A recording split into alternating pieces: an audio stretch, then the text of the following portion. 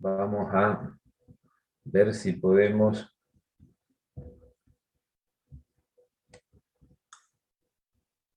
Bien. Perfecto. Admitir. Bien. Bueno, vamos a dar rápido lo que es fagocitosis. Pero antes vamos a volver a dar toda la parte. ¿No?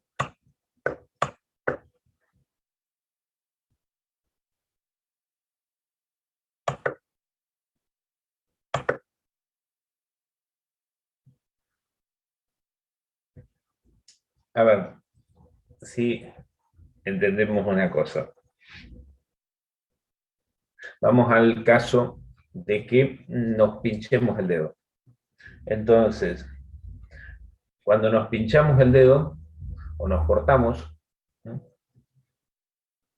Hay unos sensores que vimos que son las células cebadas o mastocitos que van a liberar histamina. Liberan histamina, serotonina, liberan un montón de cosas, pero dijimos que vamos a restringirnos a histamina. Esa histamina entonces va a ser un mediador primario de la inflamación. Vimos también que otras células que están expuestas al estrés van a elaborar otras sustancias. Pero hoy restringámonos a histamina. Entonces, esa histamina va a ir a parar el tiempo que dure, pues sabemos que hay enzimas que se llaman histaminasas que van a destruirlas, pero van a ejercer una acción importante en el entorno inmediato de la lesión. Vimos que tienen que tomar contacto con dos mediadores, dos receptores. Uno de esos receptores es H1 y el otro es H2. El H1 lo que va a hacer es una vasoconstricción de los vasos de mayor tamaño, cosa de que aumente la cantidad de sangre que llega a la zona y también aumente la presión hidrostática. En el capilar, como hay H2, se dilata el capilar. Los vasos grandes se achican, los vasos pequeños, capilares, se dilatan. Pero las células que componen los capilares es al revés. Esas células se van a como abollar, se van a contraer los músculos internos que vimos que tienen las células, ¿no? Para que salgan los productos que se encuentran en el suero, sobre todo las proteínas. Y nos interesan de las proteínas los anticuerpos, ¿no? Nos interesan de las proteínas también los derivados, las proteasas, digamos, que van a cumplir función de activación de complemento, van a cumplir función de generar la coagulación, porque si nos cortamos, está sangrando, tenemos que cortar el sangrado, y también van a salir determinadas proteínas que van a cumplir varias funciones, entre las cuales, al final de todo, va a estar también la cicatrización y la remodelación de ese tejido dañado. Perfecto. Encontraron entonces los anticuerpos, las bacterias que entraron en ese corte, se fijaron a las bacterias y vimos en la clase pasada que inmediatamente se va a activar el complemento. El complemento se va a activar porque se unieron los anticuerpos al antígeno. Entonces se activa el complemento por la vía clásica. Pero, como hay algunas bacterias que quedaron todavía sin el reconocimiento de anticuerpos, van a estar las otras vías, la vía de las lectinas, que van a reconocer manosas, y también va a estar la vía alterna, que se va a depositar en las superficies y van a iniciar finalmente la activación del complejo de ataque a la membrana. Muy bien. ¿Pero qué pasó? En el medio de todo esto se produjeron otras sustancias de las cuales vamos a hablar básicamente del C5A. Acuérdense que el complemento se cortaba en dos pedacitos, uno que era más grande, no lo encuentro, uno que era más grande, que era el el B, y uno más pequeño, que era el A, que tenía importantes funciones, porque, por ejemplo, el C5A es uno de los mayores agentes quimiotácticos, o sea, es uno de los mayores agentes que van a llamar a los polimorfos nucleares neutrófilos, por ejemplo. Y el B, que era la porción más grande, se va a fijar y va a empezar a activar 6, 7, 8 y 9. Muy bien. A todo esto, las células endoteliales, como tuvieron contacto con la histamina y con otras sustancias, pero sobre todo con la histamina, pegaron los cuerpos de Weibel-Palade y eso expuso a las proteínas que tienen la función de adherencia, las selectinas. En las selectinas sirvió para que, esperen que, perdón, pero estoy viendo que hay más gente. Profe, Sí, ya los hice entrar. no, ¿las integrinas son lo mismo que las selectinas? Son otras sustancias. Ya las vamos a ver, ahora las vemos. Ok. Ahora las vemos. Entonces, pegaron, sacaron a las selectinas, esto sirvió para que se produjese el rodamiento de los polimorfos nucleares neutrófilos, y los polimorfos nucleares neutrófilos finalmente se fijan como para poder empezar a avanzar a través del tejido hacia el sitio donde se están produciendo los factores quimiotácticos. Entonces, ahora vamos a tratar de ver cómo se produce ese efecto, fagocitosis.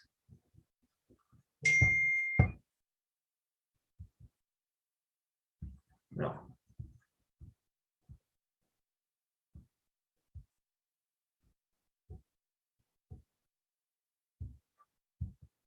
Fagocitosis, ahora sí se ve.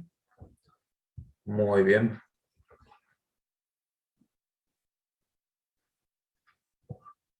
Entonces, cuando llegan los polimorfos nucleares neutrófilos, van a comenzar a producir fagocitosis. Van a empezar a comerse a los agentes, sean células muertas, sean bacterias, sean lo que sean. ¿De dónde viene esto?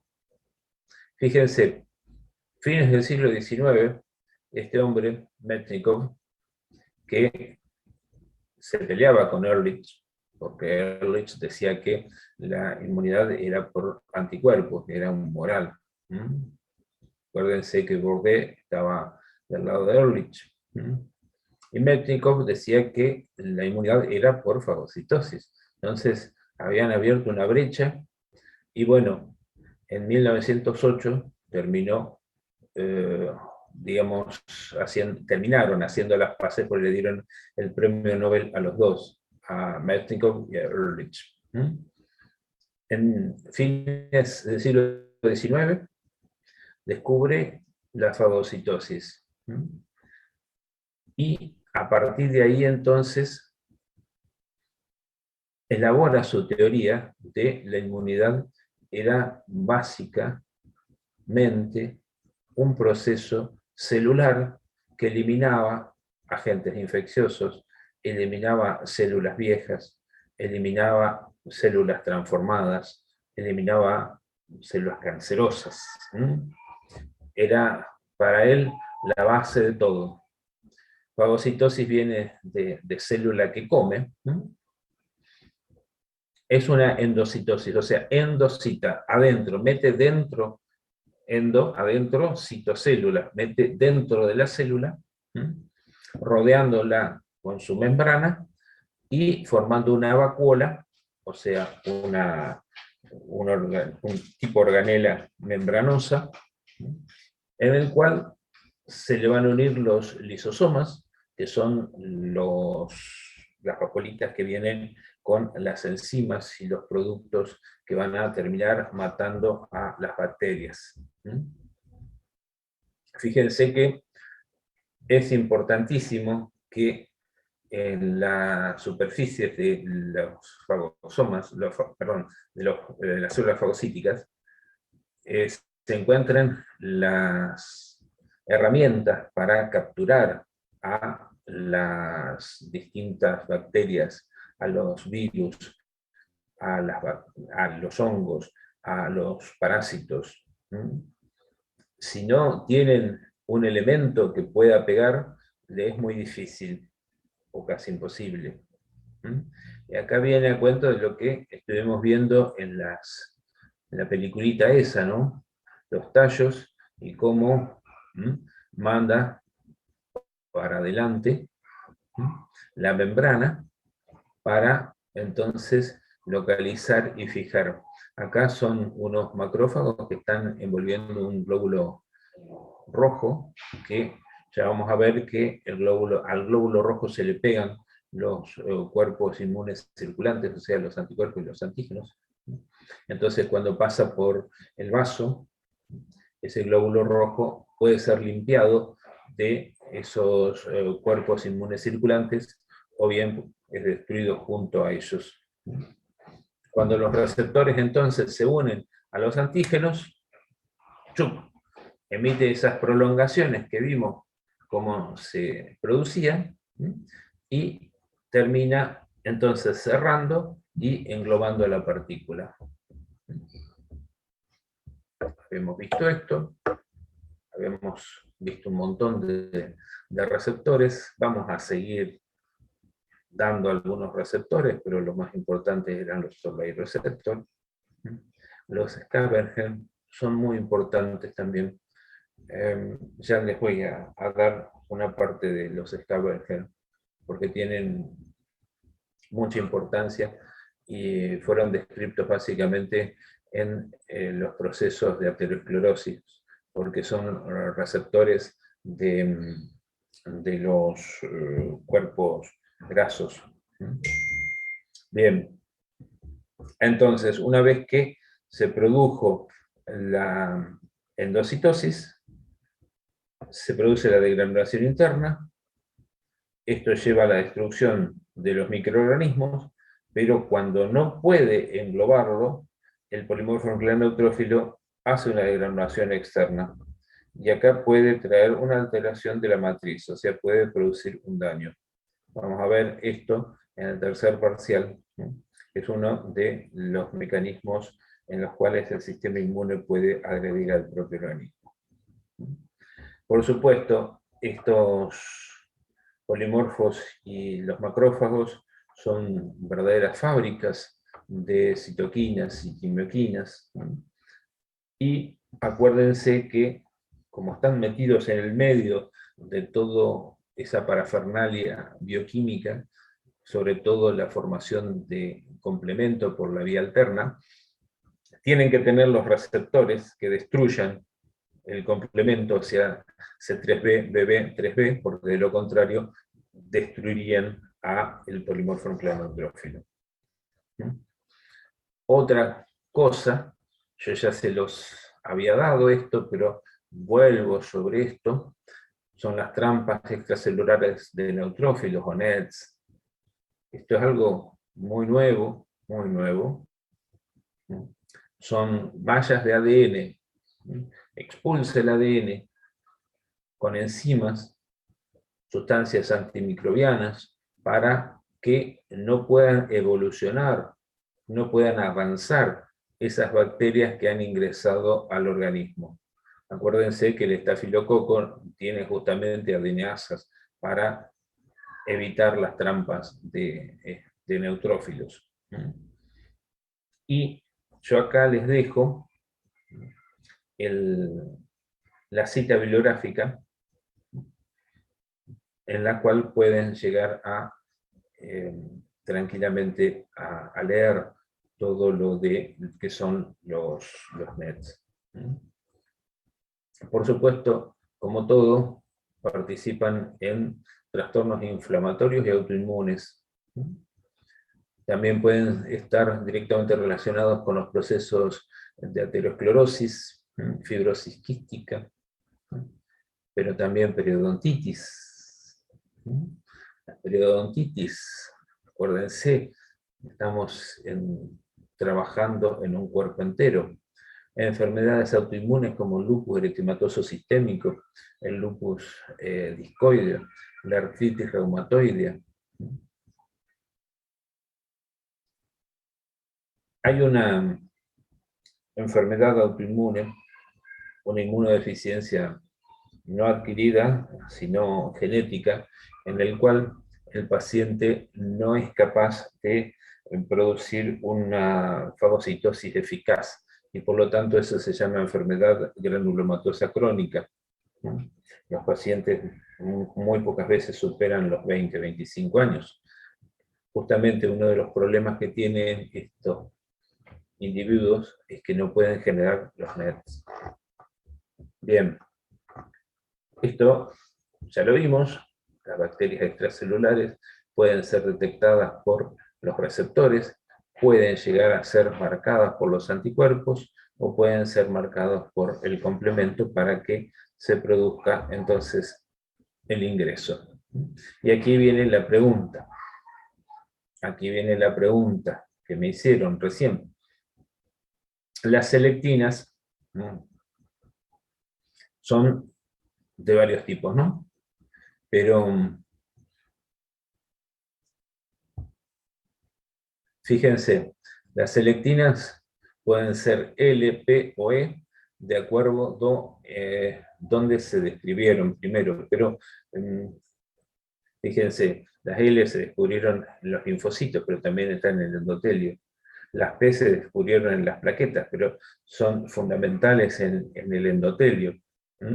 Lo que yo les decía, en los códigos de Webber y Palade, son los que permiten que inmediatamente, casi minutos después de producida el fenómeno inflamatorio, ya estén presentes en la superficie para pegar a los polimorfonucleares neutrófilos, que también pueden, que de hecho tienen las selectinas, y las selectinas E, que fueron pensadas, que fueron descubiertas en el endotelio, están también en otras células. La bioquímica de esto no se las doy. También tenemos las integrinas y los ICAMs. Las integrinas son varios tipos de integrinas, están expresados en linfocitos, en la mayoría de los leucocitos, los macrófagos, las células NK. Son fundamentales para que puedan fijarse y avanzar en el tejido. Son estas también las integrinas las que permiten a muchos de los tumores metastatizar. Los ICAMs son básicos, ya que los ICAM permiten a las células mantenerse fijas, por ejemplo en el endotelio, y también fijar a los polimorfos para que puedan llegar a entrar en el tejido. También son muchos, ya no doy más lo que es la bioquímica de esto porque no tiene sentido. Algo de esto vuelven a ver en estomatología, cuando ven la parte de la metastatización, pero muy por encima. Y por último también tenemos las caderinas. Las caderinas son importantísimos para que las células epiteliales, las células de la piel, se mantengan firmes unas a otras, o para que la placenta no se abra y se produzca la destrucción del embrión o del feto. O son las que mantienen unidas a las células del tejido nervioso. Profe, Euge, entonces lo que libera la célula endotelial cuando es activada por la histamina son selectinas, no integrinas, para que se son adhiera. las... No, no, no. Son selectinas primero para que se pueda llegar a fijar el polimorfo nuclear neutrófilo y luego las integrinas para poder avanzar. Las selectinas son las que van a permitir que el polimorfo ruede y se quede pegado, pero luego, para avanzar en el tejido, tiene que activar las integrinas y las ICAMS. Ya te lo voy a volver a mostrar a la animación de cómo se produce el rodamiento y el avance en el tejido. Espérame que termino con esta parte del teórico y te vuelvo a pasar la animación. O Dale, si no profe. quieren que lo pasemos ahora, así, esperen que la busco. Esperen que la busco, porque si no...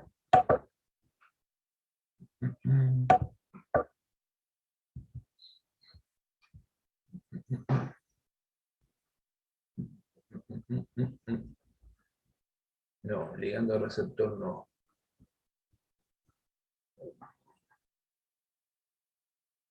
Migración.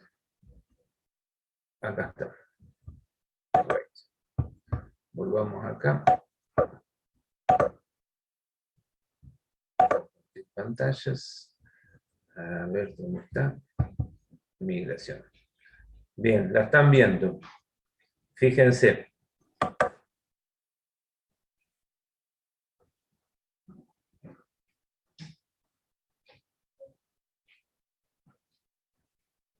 Rodamiento. Rodamiento, fijación, penetración, transistosis. ¿Mm? Bien. Células endoteliales.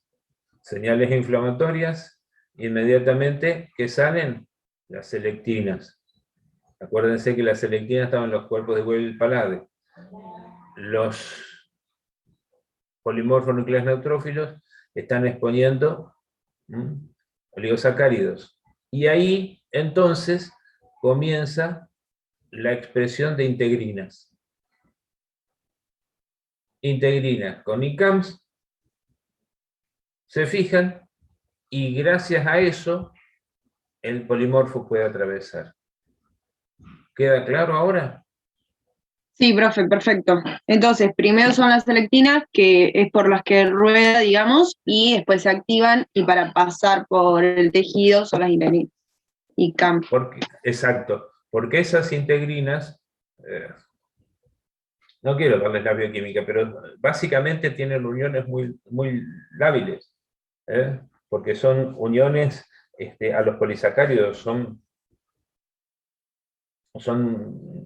digamos, proteínas pequeñas que unen polisacáridos que está expresando el polimorfo nuclear neutrófilo, pero hasta que no tienen una buena integrina con las ICAMS, no se unen, no puede llegar, no tiene la fuerza de adhesión suficiente como para poder llegar a entrar en el tejido. Además, acordate que las células endoteliales se tienen que haber contraído como para que entre una y otra pueda llegar a pasar un polimorfo nuclear neutrófilo. De lo contrario, no pasa a través de una célula, sino pasa entre dos células. Pero tiene que haber, evidentemente, una adhesión a esas dos células para que pueda forzar el ingreso al tejido. ¿Queda claro? Sí, profe, listo, gracias. Bien. Creo que era la oportunidad, porque si no después se iba a pasar el momento. Ahora, ¿dónde vuelvo? ¿Dónde vuelvo? A ver si la está.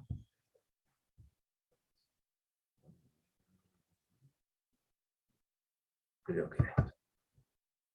No. Me deja compartir pantalla.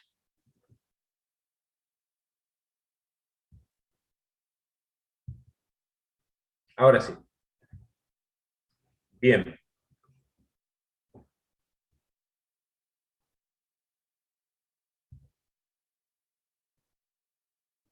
Bien, acuérdense entonces de esto.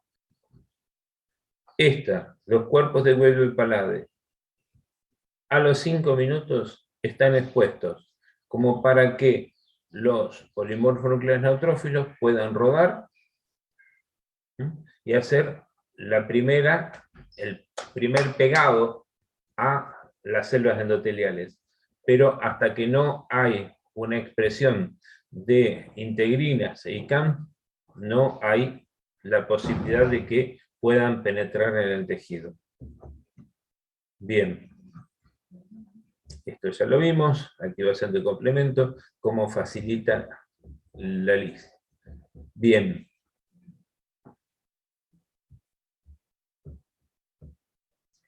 Esto lo vamos a ver más adelante. Fagosoma. Los lisosomas se le pegan al fagosoma. Los lisosomas también son cuerpos membranosos, por lo tanto tienen la facilidad de adherirse y abrirse, y obviamente matan y digieren a las bacterias o lo que hayan fagocitado esas células con capacidad fagocítica. ¿De qué manera mata un polimorfo nuclear neutrófilo? Va a ser a través de mecanismos dependientes e independientes de oxígeno. Los mecanismos dependientes de oxígeno han sido llamados la explosión o el estallido respiratorio, debido a el gran consumo de oxígeno que hacen los polimorfos nucleares neutrófilos para lograr justamente estos componentes que son dependientes de la mieloperoxidasa, que es otra enzima, o independientes de la mieloperoxidasa. Por otro lado, una vez que mataron a las bacterias, tienen que procesarlas, o sea, cortarlas en pedacitos, gracias a las enzimas lisosomales que tienen estos cuerpos. Entonces, estallido respiratorio, reacciones dependientes del oxígeno, independientes de la mieloperoxidasa. Sabemos que la glucosa, cuando entra en el ciclo de destrucción de la glucosa, va a terminar entonces generando agua oxigenada y ion peróxido. Gracias a esto, entonces, fíjense que desde hace millones de años, la naturaleza está usando agua oxigenada para matar bacterias. Esto no le voy a dar la reacción de Amber y Weiss porque no tiene sentido, pero también tenemos oxidrilos que van a arrancar el hidrógeno de las proteínas, van a disociarlas a las proteínas, van a romperlas a las proteínas, y de esa manera entonces van a producir la muerte de las bacterias o de los elementos que conforman un agente. Pero también vamos a tener otro elemento que ustedes ya han estudiado. Las reacciones mieloperoxidasa dependientes van a utilizar ese agua oxigenada con el cloro que obtenemos de la sal, del cloruro de sodio, y van a hacer otro compuesto que ustedes también conocen mucho, el hipoclorito. O sea, miles de millones de años de evolución han llevado a utilizar dos de las cosas que seguimos utilizando hoy en día para poder llegar a matar bacterias o virus o hongos, el agua oxigenada y el hipoclorito. Otra de las cosas que son las independientes del oxígeno son todas estas enzimas que van a producir la destrucción, la disociación de las proteínas, el corte de pequeños trozos de esas proteínas que vamos a ver en el próximo parcial se llaman determinantes antigénicos, y que entonces, esos pedacitos de membrana de las proteínas de las bacterias van a ser sacadas al exterior y mostradas a los linfocitos. Eso es parte del próximo parcial. Células implicadas, esto ya lo vieron en los prácticos, polimorfo nuclear neutrófilo, cómo salen los polimorfos de la médula, que en el caso de que se requiera una gran cantidad de polimorfos pueden llegar a salir en forma inmadura, y eso marca una infección bacteriana importante. Estos polimorfos tienen gránulos primarios, secundarios y terciarios. Los polimorfos van a aparecer entre las 6 y las 24 horas de una infección aguda. Los macrófagos van a aparecer después del primer avance de polimorfos, entre 24 y 48 horas. Y una excepción pueden ser la infección con pseudomonas, si los polimorfos pueden durar hasta 4 días, o las infecciones virales, que no llegan tanto los polimorfos como sí importante la infiltración con linfocitos. Y otro tipo de célula que ahora vamos a ver son las células dendríticas. Y también en los infiltrados por parásitos vamos a tener eosinófilos y algunos basófilos, y no tanto polimorfos nucleares neutrófilos. Esto es lo que yo les decía hoy. Uno de los más importantes, el más importante atrayente quimiotáctico para polimorfos nucleares es el C5A, la porción chiquita de del componente C5 del complemento. También van a ser importantes los derivados de la lipoxigenasa que vamos a ver ahora, y esto es un derivado de las bacterias. Los lipopolisacáridos también pueden llegar a ser importantes. Bien, esto lo tienen que haber visto en el práctico, son productores de citoquinas, importantísimo el factor de enroce tumoral alfa, la interleuquina 1 también, pero al mismo tiempo, y esto quizá en unos años más vamos a ver una población diferencial de polimorfos nucleares neutrófilos, porque fíjense que hay un polimorfo nuclear neutrófilo que produce sustancias que son proinflamatorias y al mismo tiempo está produciendo sustancias antiinflamatorias, como es el factor de crecimiento transformante beta. Esto vamos a ver en el próximo parcial.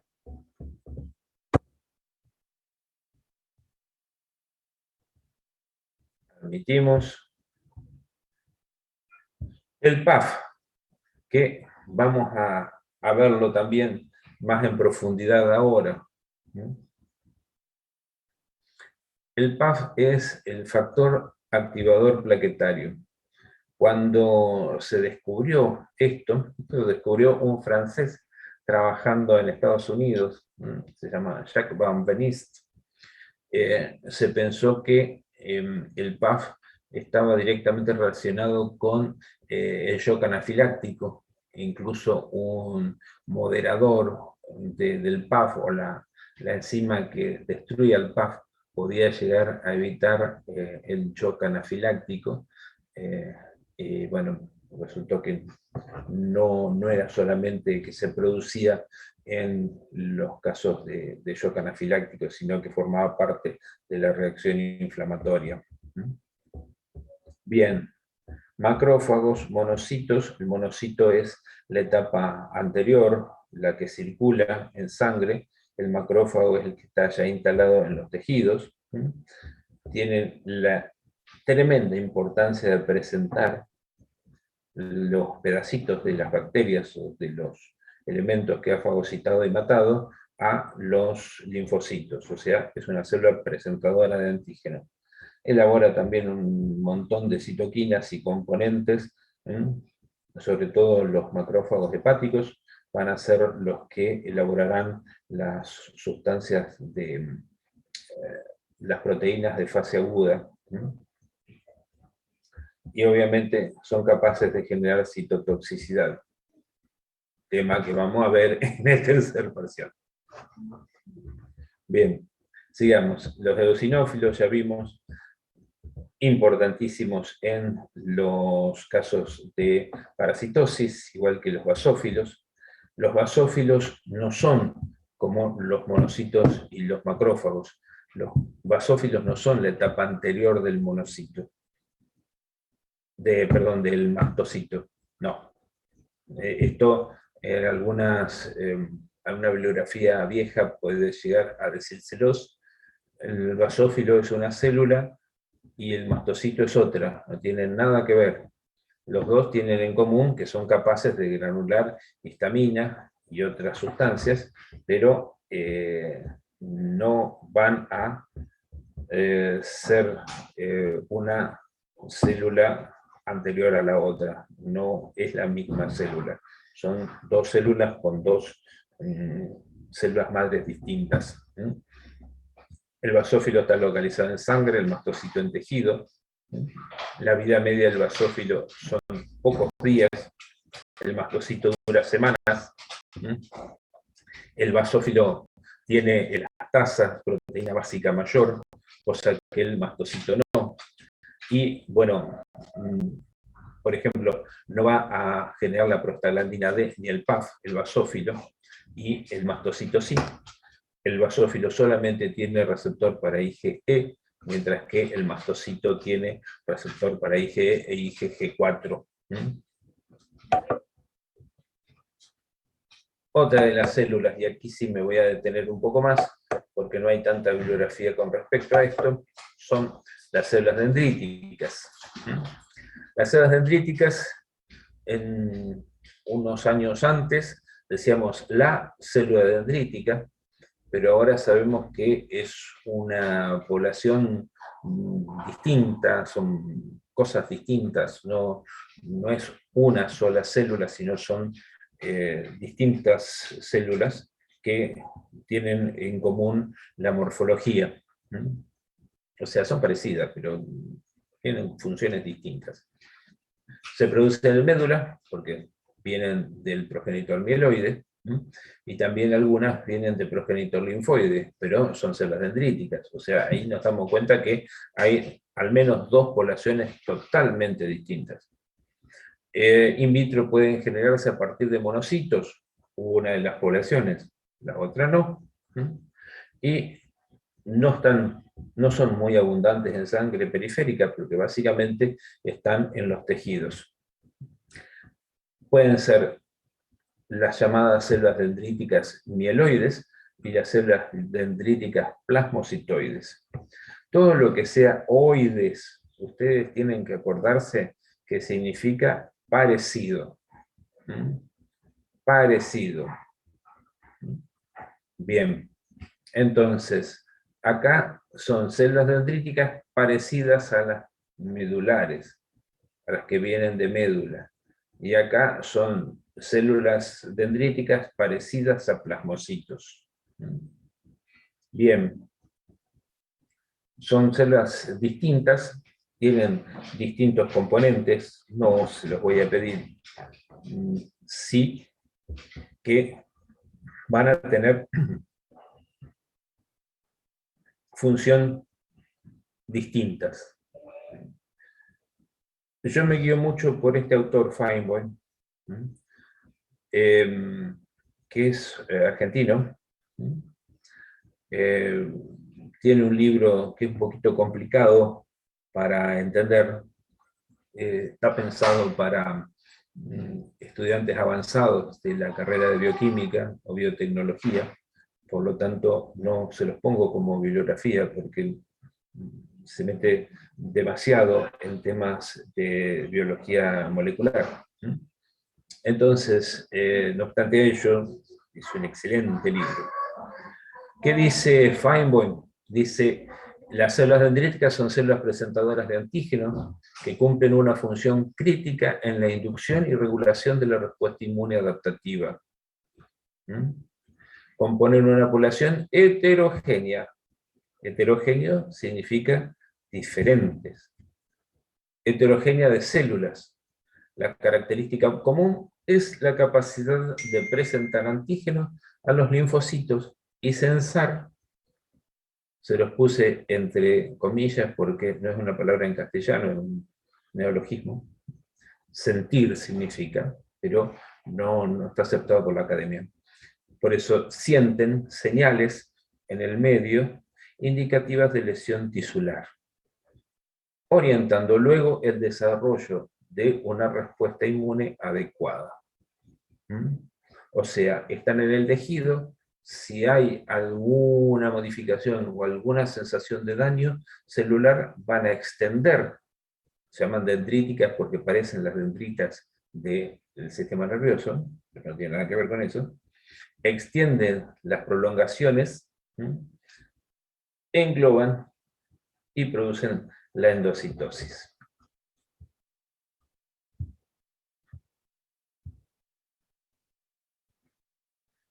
Las células dendríticas mieloides, fíjense, se encuentran en dos estadios que difieren en su fenotipo y funcionalidad. Significa que hay una célula dendrítica inmadura que su objetivo es capturar y procesar antígenos. Es la que siente los estímulos de daño. Llega, captura, comienza a procesar, se mete en el vaso linfático y va hacia el ganglio con el objetivo de presentar eso que fagocitó y destruyó y procesó a el linfocito T. Ese es el objetivo. Fíjense, las inmaduras en tejido periférico, las maduras, cuando fagocitó, se va al ganglio linfático. La capacidad de endocitosis obviamente alta y la otra no. La capacidad de procesamiento alta, acá ya procesó, no necesita. La expresión es baja, obviamente, no va a tener una gran cantidad de complejo principal de histocompatibilidad porque no está presentando antígeno, tiene lo mínimo. Mientras que acá, que va a presentar antígenos al linfocito, necesita una gran expresión de esos complejos principales de histocompatibilidad. Obviamente, si tiene baja expresión de complejo principal, va a tener baja capacidad de presentación. La otra al revés. La expresión de estos son receptores para sustancias quimiotácticas. Esto también lo vamos a dar más adelante. Y el ejemplo es la célula de Langerhans, que durante muchos años pensamos que era un macrófago. La otra, la madura, son las células dendríticas de los ganglios, que se encuentran presentando antígeno. Las inmaduras son reclutadas en los focos inflamatorios, ya lo dijimos. Van a endocitar por dos mecanismos. A través de receptores que localizan algo hacia los cuales está dirigido, lo pegan y lo endocitan, y la otra es a través de macropignocitosis. Receptores para hacer dulces. De lo que se acuerden, lo tienen. De todo. De todo. La macropignocitosis, para los que no se acuerdan... Eufi, dime. ¿Puede volver a la diapositiva anterior, por favor? Sí, ¿cómo no? ¿Cuál de ellas? No, ¿Esta? la que sigue. A ver. ¿Esta? Sí. Esta, bien. Receptores para las inmunoglobulinas.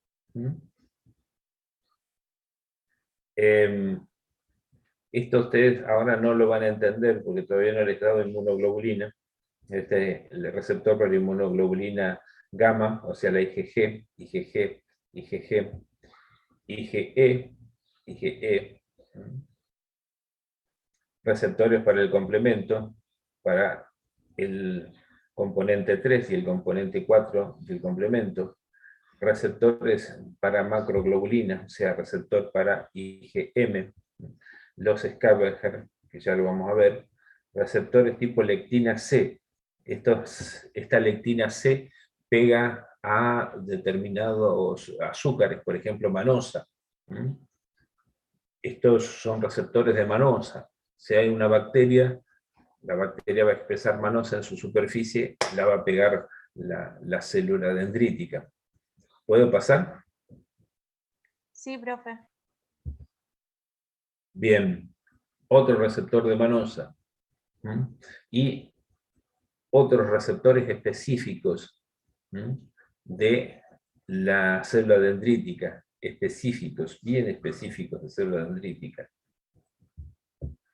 También todos relacionados a lectina, que pegan distintos azúcares que no son comunes en las células humanas, las células eucariotas. Y la macropignocitosis o micropignocitosis es un mecanismo en el cual no involucra receptores. Permite la internalización de antígenos extracelulares a través de la proyección de pseudópodos. ¿Vieron cuando yo les mostré la primera clase de inmuno que yo les dije que formaban como una canasta? Estas son las células que forman como una canasta. Forman como una canasta, envuelven a las bacterias y las endocitan. Esto es constitutivo de estas células.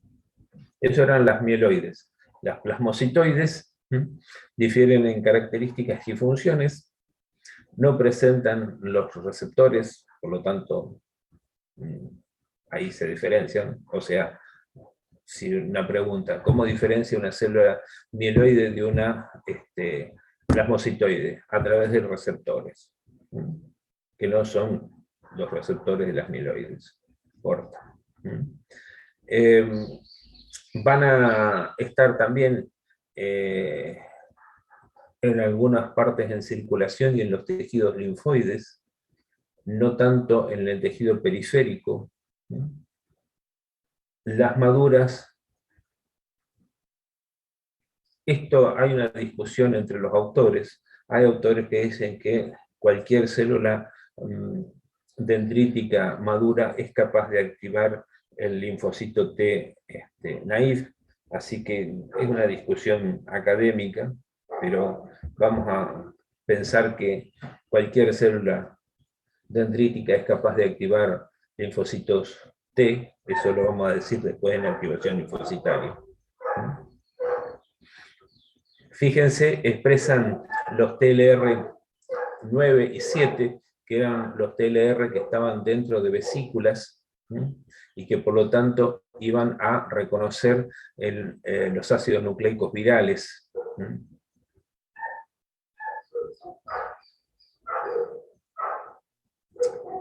O sea, las células plasmocitoides tienen básicamente una función antiviral, pero no van a producir, por ejemplo, interleuquina 1, ni tampoco interferón.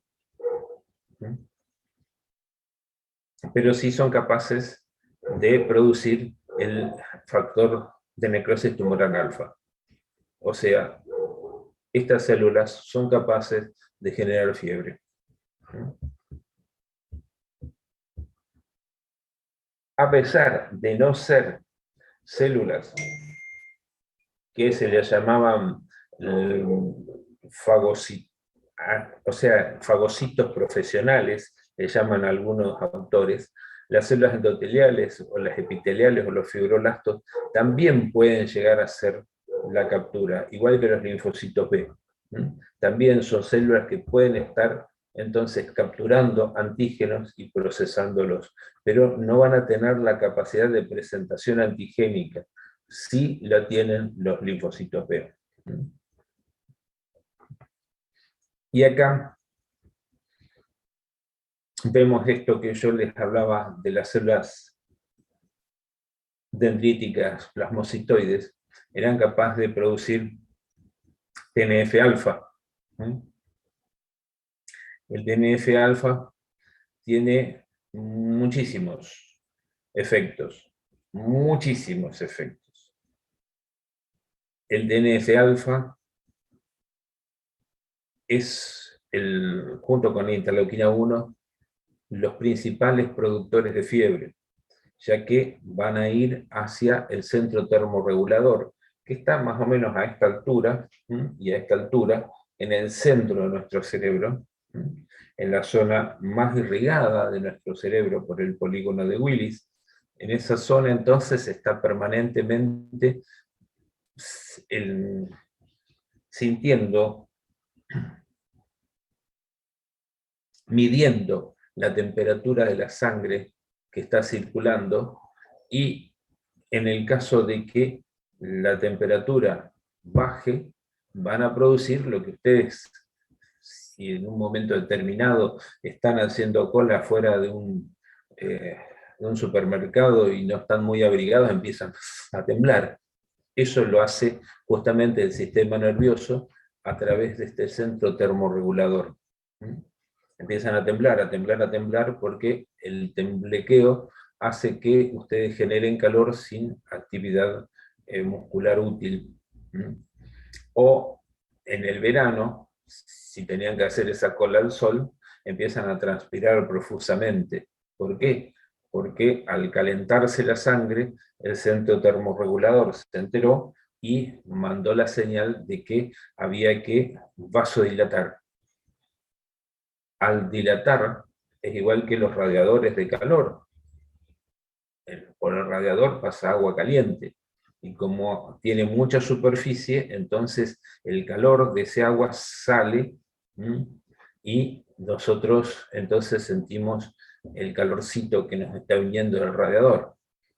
Lo mismo pasa en la piel, nada más que son las venas, que los vasos que están en la superficie se dilatan para favorecer entonces la pérdida de energía calórica por radiación.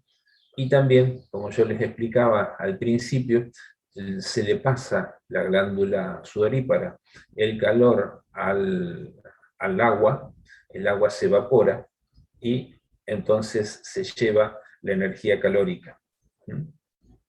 ¿Qué ocurre? Cuando estamos invadidos por alguna bacteria, algún virus, algún hongo, pero básicamente son los virus o las bacterias las que pueden llegar a provocar la liberación de este factor de necrosis tumoral alfa, y por supuesto también la interleuquina 1, llegan hasta el centro termorregulador y hacen que, en lugar de estar a 37 grados la temperatura, tenga que estar a 37,5, o 38, o 38,5, o 39. Entonces, en ese momento ustedes empiezan a sentir frío. No es que tengan frío o haga frío en el ambiente, sino que el centro termorregulador, como lo levantaron a 38 y ustedes están a 37, tienen que empezar a temblar. Hasta que ese temblor levanta tanto la temperatura de la sangre que se pasan de la temperatura que debería de estar, y por eso se relajan y empiezan a transpirar profusamente, hasta que bajan la temperatura y vuelven a temblar, y vuelven a relajarse, vuelven a temblar. Eso es la fiebre. Por supuesto, es un síndrome en el cual está todo asociado con la hipertermia, que es justamente eso, el aumento de la temperatura. Está asociado también a la depresión del sensorio, que ocurre porque las neuronas están a una temperatura no adecuada. Bien, la cantidad de cosas que hace el factor de necrosis tumoral alfa la vamos a ver en profundidad en el segundo parcial, porque el factor de necrosis tumoral alfa es uno de los principales factores que puede llevar a la muerte en el caso de una infección por COVID, debido sobre todo en aquellas personas con procesos de obesidad.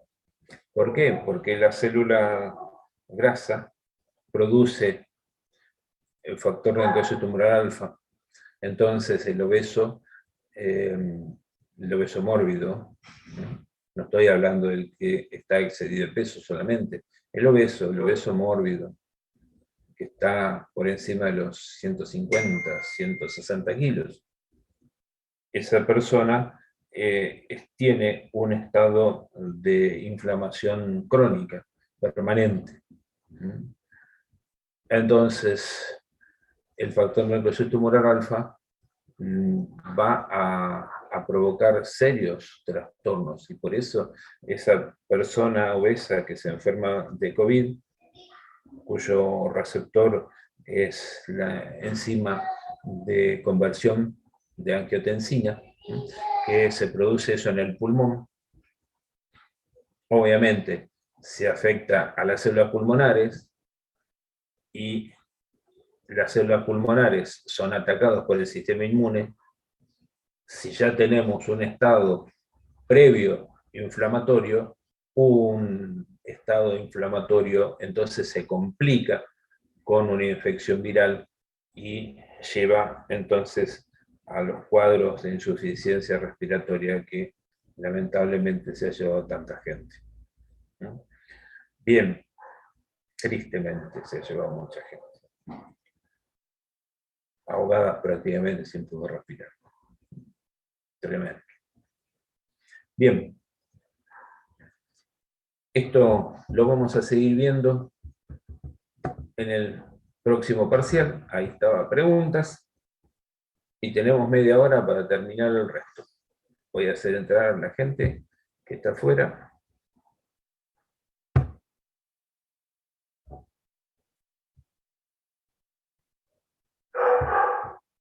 ¿Preguntas? ¿Preguntas? Despiértense. Despiértense. Bien. A ver. Inflamación. No estoy. A ver, ¿dónde estoy? Inflamación. No estoy. Bien. Esperen que voy a cerrar.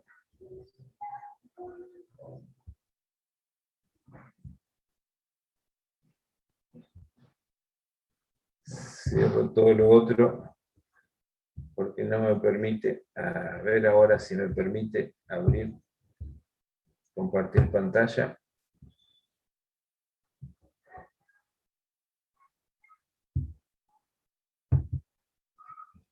Sí, acá estamos. Muy bien. ¿Estamos? Sí, profe. Sí, sí. profe. ¿Estamos despiertos todavía? Sí. Bueno, entonces,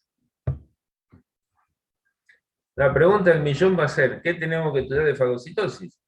De fagocitosis tienen que saber las células. De fagocitosis tienen que saber los mecanismos, dependientes e independientes del oxígeno. Los dependientes del oxígeno, los mieloperoxidasas dependientes y los mieloperoxidasas independientes. ¿Cómo se realiza la captura? A través de los receptores. A través de los receptores o a través de los marcadores, como son los anticuerpos o el complemento. ¿Qué es lo que pasa? Fagocita, se produce lo que se llama fagosoma, a eso se le unen los lisosomas, entonces eso se llama fagolisosoma, destruyen a la bacteria, la cortan en pedacitos y la presentan. ¿Cuáles son las células? Polimorfonucleares neutrófilos, los NET, importantísimo, los macrófagos, que hacen un montón de cosas, son importantes, son trascendentes las células dendríticas. ¿Por qué? Porque las células dendríticas son las principales activadoras de los linfocitos vírgenes, los linfocitos naïf, los que nunca tomaron contacto con el antígeno.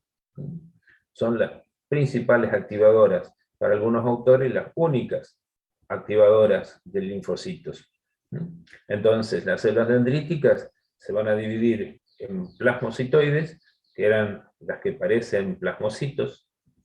Estas son las que tienen actividad antiviral, que no van a estar tanto en la periferia como en los ganglios linfáticos y en la sangre. Y también tenemos las mieloides, que van a sí estar en mucosas y en piel, en el tejido submucoso y en el tejido subepitelial.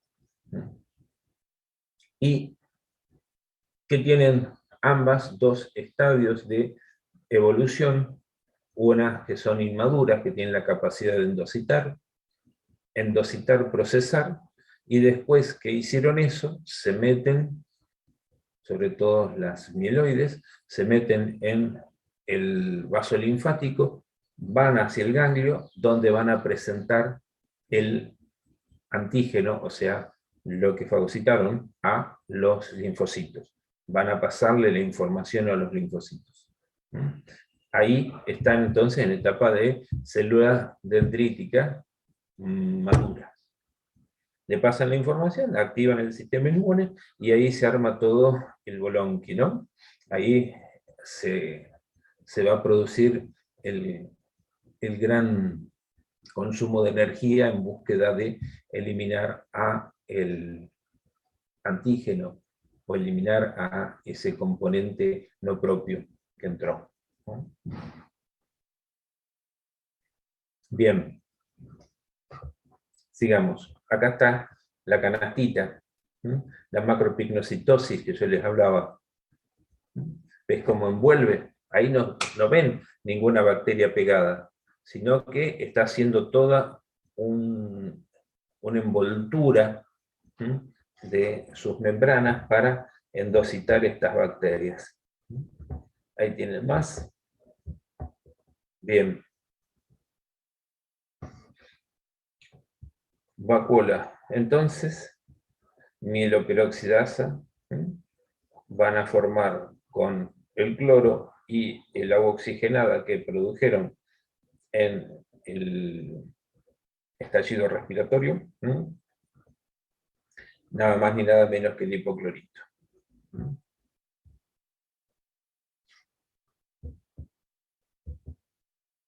Sigamos.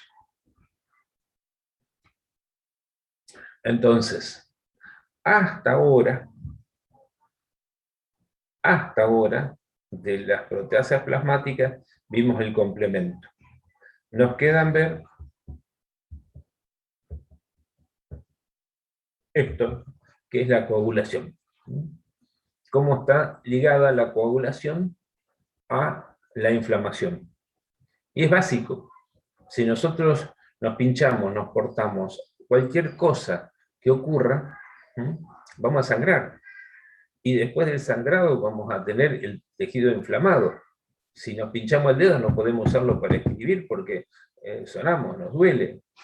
La función lesa, famosa, de la inflamación. Entonces, está todo metido en el mismo sitio. Se cortó, sangró, tenemos que taponarlo, tenemos que matar las bacterias que entraron, tenemos que eliminar a las células que se murieron en el proceso. Y por lo tanto, todo está conectado. Cuando por algún motivo el factor 12 o el factor Ageman de la coagulación se activa, puede ser por colágeno, por membranas basales, por plaquetas activadas, por cininógeno de alto peso molecular, que esto es una proteína sanguínea, por cualquiera de los motivos, el factor Ageman activo, entonces va a iniciar dos procesos. Por un lado, la cascada de la coagulación, que va a activar la protrombina para que pase a ser trombina, y esta corta el fibrinógeno, para formar fibrina, y la fibrina va a ser el tapón de fibrina, que va a servir de base para las plaquetas, para que hagan el tapón plaquetario. Estos, por supuesto, tienen que estar pegados en los bordes de las células endoteliales. Hay toda una enfermedad que puede llegar a evitar que, por más que se forme la fibrina y se haga el tapón plaquetario, no se puede adherir a, a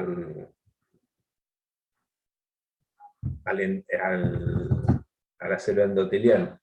Se llama enfermedad de von Willebrand. Pero bueno, esto por un lado. Esto es lo que pasa para que ustedes no se desangren cuando se pincharon el dedo. Esto es obvio. Ahora, ¿qué pasa? Al mismo tiempo que el factor Angelman activo va a generar la coagulación, va a generar toda una cascada para que se produzca la activación del plasminógeno que pase a plasmina, y esta plasmina destruya la fibrina, y de esa manera se produzca la reconstitución de la circulación, se produzca una normalización. Ahora, ¿qué ocurre? En el camino, la calicreína, cuando va a desdoblar el plasminógeno en plasmina, la plasmina, aparte de desdoblar la fibrina, también va a activar complemento. A través, entonces, de la activación de C3.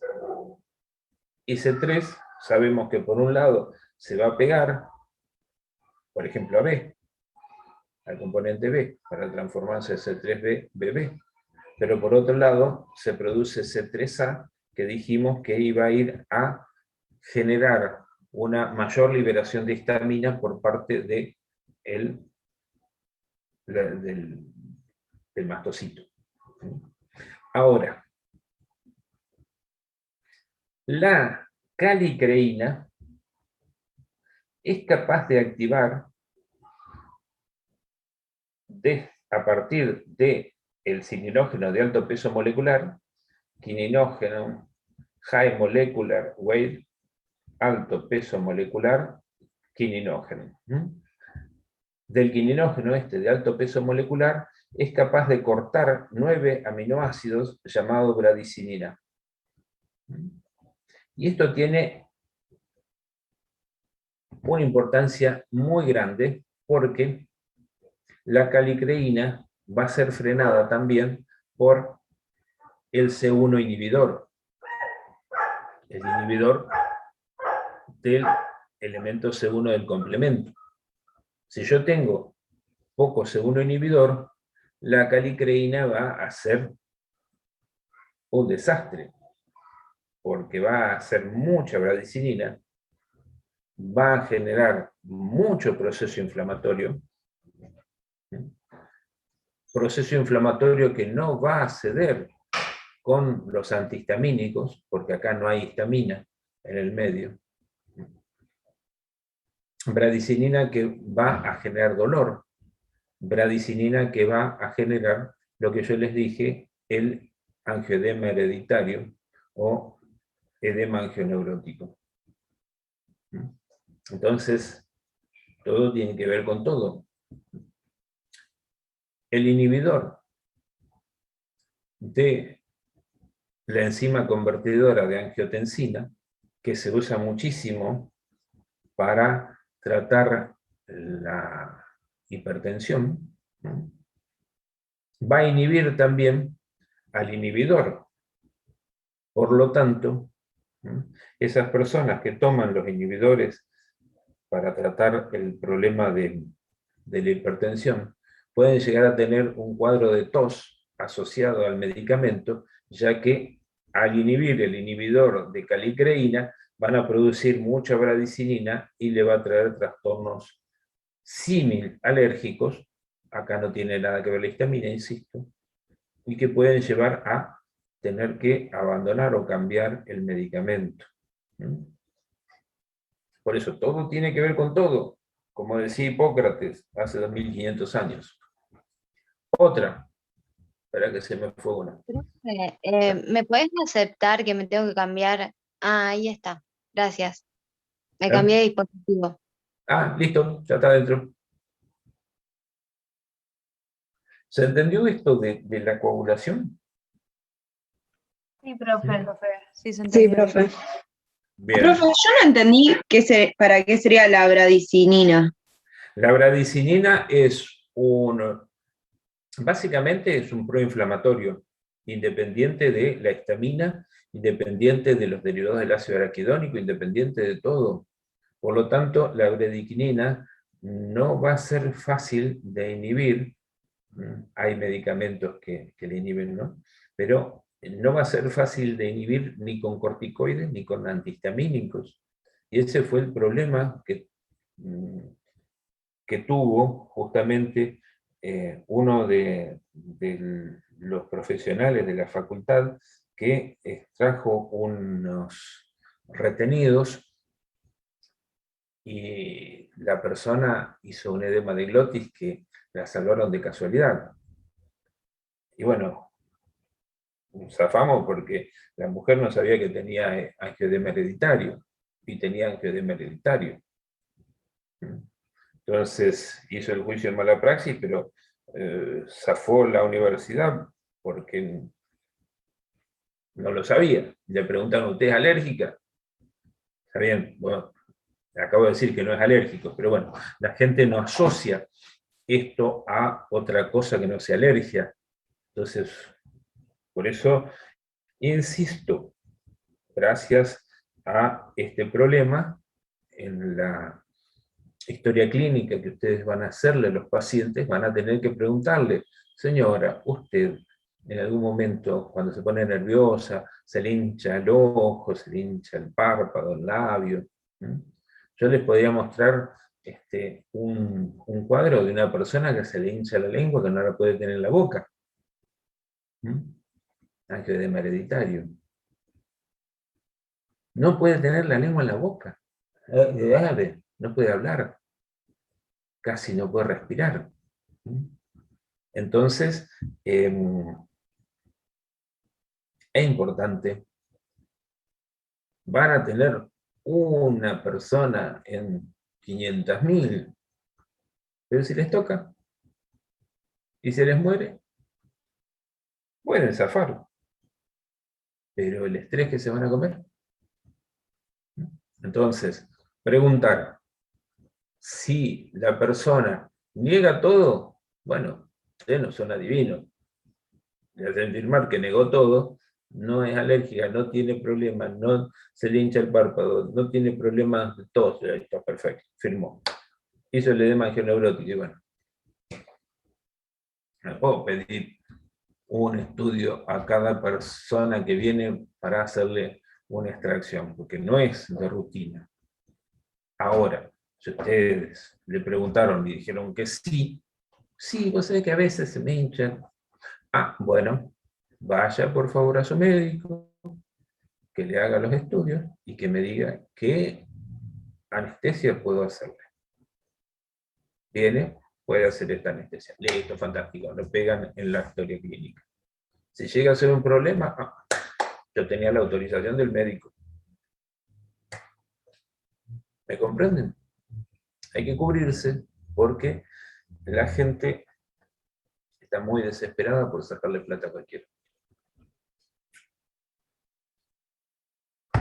Sigo.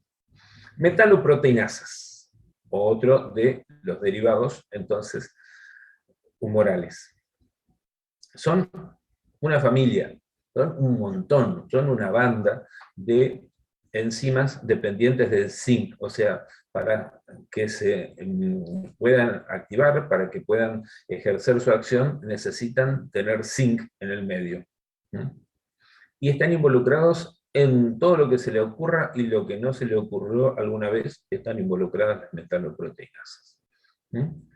Fíjense, las metaloproteinasas 2 y 9 están implicadas en el desarrollo del germen dental y la invasión también de tumores odontogénicos. Ambas actúan en la progresión de las lesiones cariosas, así como en la progresión de la periodontitis apical de pacientes con necrosis pulpar. Esto para los que alguna vez decían que tiene que ver la inmunidad con la odontología. Subfamilias: colagenasas, gelatinasas, estromelicinas, matrilicinas, metaloproteinasas de membrana y otras metaloproteinasas. Y aquí tienen la familia. Lo que se le ocurra: las colagenasas degradan colágenos tipo 1, 3, 5, 7, 10. Pero también, fíjense, que son capaces de clivar, o sea, de cortar la proteína TAC del HIV. O sea, el HIV usa las colagenasas de la célula para su replicación. No se lo voy a preguntar esto. No se preocupen. Sí tienen que saber que existen las metaloproteinasas, que son fundamentales en muchos procesos y que básicamente son endoproteinasas. Esto sí no pueden dejar de saber. Derivados del ácido araquidónico. ¿Por qué? El ácido araquidónico se encuentra, por empezar, es uno de los ácidos grasos esenciales: linoleico, linolénico y araquidónico. Es un ácido graso de 20 átomos de carbono que se encuentra esterificado. Acuérdense que el éster es la unión de un alcohol con un ácido. El alcohol, entonces el glicerol, un triol, un ácido, un alcohol de 3 átomos de carbono con 3 funciones alcohólicas, está esterificado en el carbono 2 de los fosfolípidos de membrana, y es sumamente activo en todos los procesos fisiológicos que ustedes se les puede ocurrir. Está metido en todos los derivados del ácido araquidónico. Está, digamos, regulando la circulación en la mucosa estomacal. Gracias a eso, gracias a que los derivados del ácido araquidónico a través de las prostaglandinas regulan el moco, el espesor del moco, evita que el ácido clorhídrico dañe a las células de la mucosa estomacal. Entonces, ese moco retiene, por ejemplo, los componentes que van a tamponar el ácido.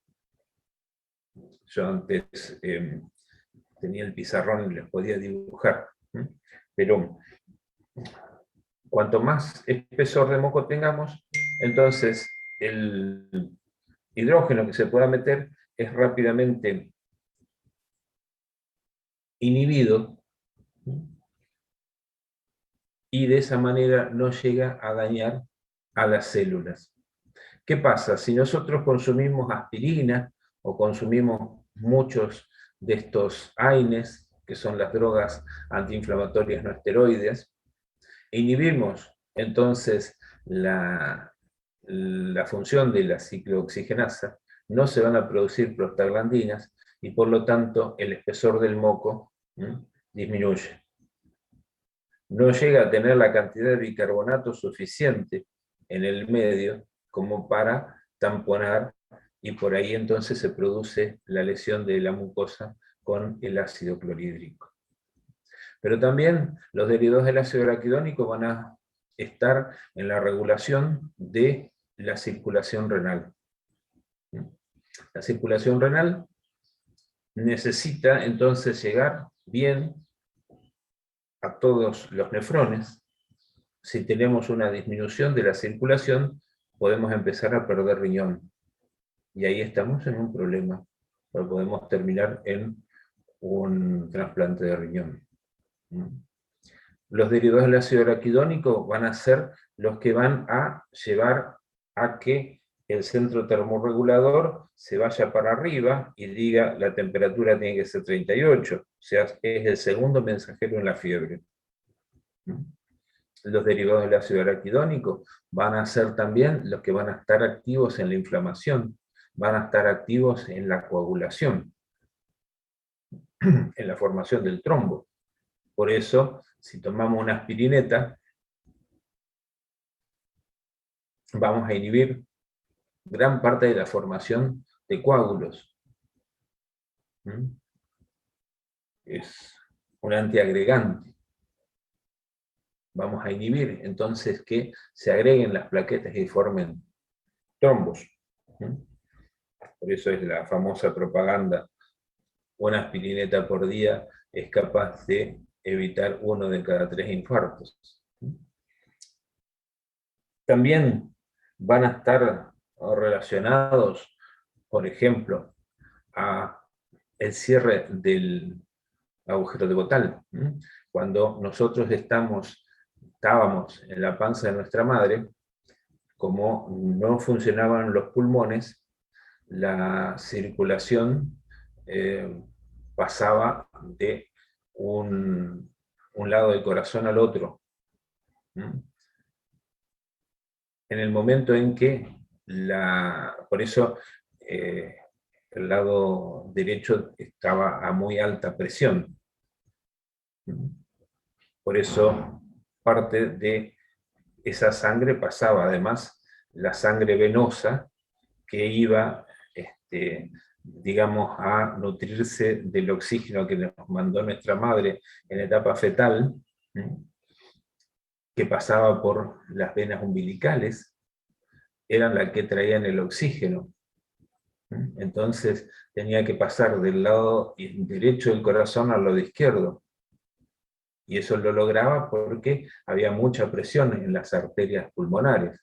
En el momento en que nacemos, expandimos los pulmones y por lo tanto la presión dentro del lado izquierdo cae, del corazón del corazón del lado derecho cae, aumenta la presión del lado izquierdo más que del lado derecho y el agujero de Bottal se cierra.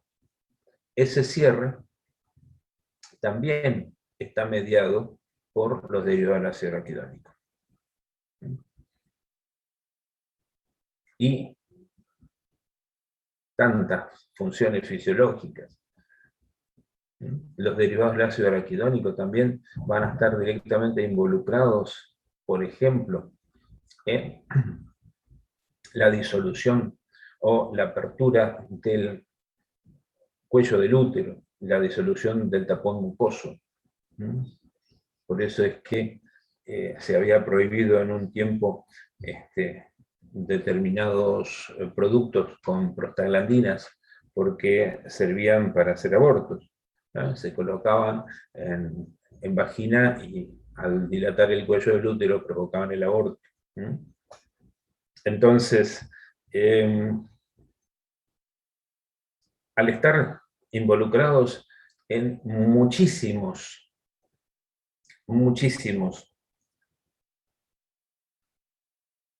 ciclos fisiológicos, un producto que vaya a inhibir, por ejemplo, la ciclooxigenasa, es capaz de producir un montón de acciones benéficas, pero también es capaz de producir un montón de daño. El ácido araquidónico, me quedé sin tiempo.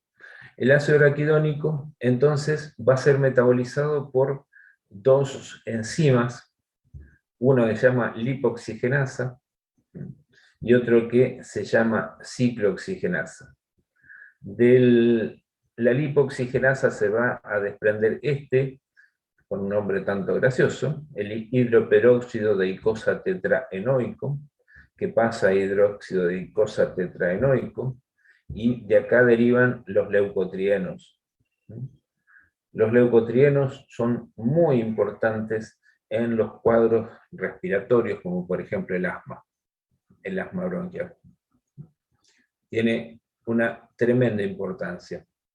Hoy día tenemos medicamentos que bloquean a los leucotrienos, como por ejemplo el Monteluzcat, el Safirluzcat, que bloquean justamente los receptores de leucotrienos y pueden llegar a ser de utilidad en el asma. Bien, lamentablemente me quedé sin tiempo y tengo que entregar el aula. Espero el jueves terminar, me quedan muy pocas diapositivas, y quiero darles también los cocos gram negativos. Así que bueno, espero poder terminar el jueves. ¿Alguna duda? ¿Alguna duda? No, profe, quedó todo claro en la clase. Bien, niñitos, entonces, si Dios quiere, los veo el jueves a las 6 de la tarde, para ver si puedo terminar este parcial. Y nada, espero que si les quedó alguna duda, anótenla, y cuando empezamos, mientras están entrando los compañeros, se los voy evacuando. ¿Ok? Vale, profe, perfecto. Muchas gracias. Muy bien. Chao, profe, Niñitos, gracias. nos estamos viendo.